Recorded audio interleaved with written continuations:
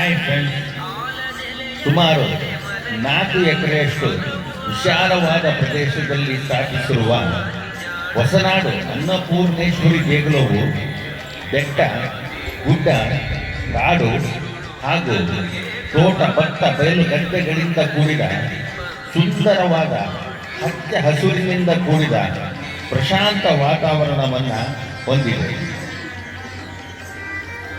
ಹೊಸನಾಡು ಕೊಡಿಯಡ್ಕ ಅನ್ನಪೂರ್ಣೇಶ್ವರಿ ದೇಗುಲವನ್ನು ಇದೇ ಕೊಡಿಯಡ್ಕ ಗ್ರಾಮದ ಸ್ಥಳೀಯ ಉದ್ಯಮಿಯಾದ ಜಯರಾಮ್ ಹೆಗಡೆಯವರು 1992ರಲ್ಲಿ ಸ್ಥಾಪನೆಯನ್ನ ಮಾಡಿದರು.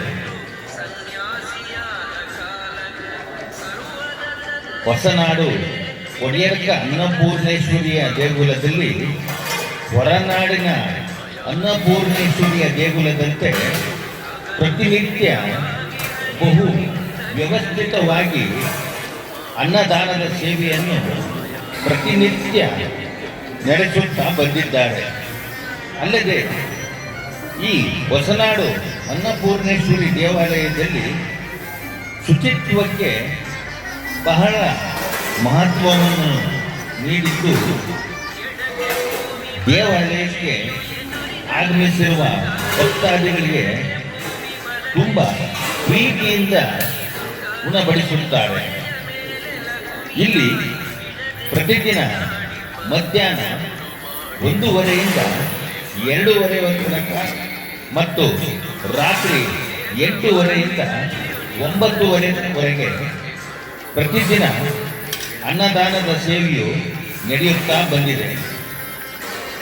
ಅಲ್ಲದೆ 2:30 ನಂತರ ಬಂದಂಥ ಭಕ್ತಾದಿಗಳಿಗೆ ಹೆಚ್ಚಿನ ಸಂಖ್ಯೆಯಲ್ಲಿ ಬಂದರೆ ಆ ಭಕ್ತರನ್ನು ಕುಳ್ಳಿರಿಸಿ ಪಂಕ್ತಿಯ ಸಾಲಿನಲ್ಲಿ ವ್ಯವಸ್ಥಿತವಾಗಿ ತುಂಬ ಅಚ್ಚುಕಟ್ಟಾಗಿ ಈ ಭೋಜನದ ವ್ಯವಸ್ಥೆಯನ್ನು ಮಾಡಿ ಉಣಬಡಿಸುತ್ತಾರೆ.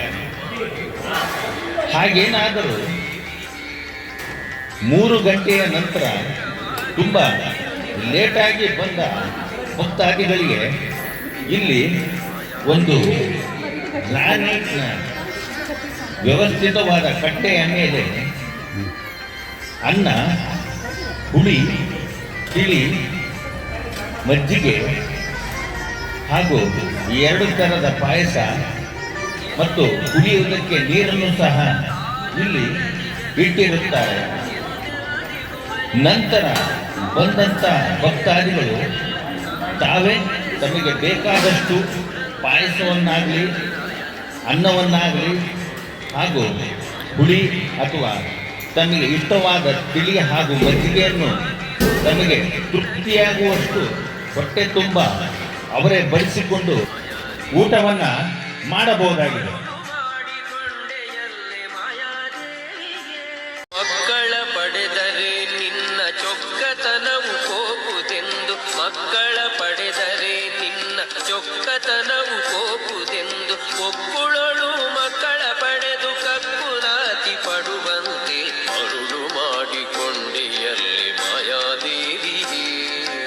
ಇರುಳು ಹಗಲು ಏಕವಾಗಿ ಹರಿಯು ನಿನ್ನ ಬಿಡದಿ ಪಂತೆ ಅರುಳು ಮಾಡಿಕೊಂಡೆಯಲ್ಲಿ ಮಾಯಾದೇವಿ.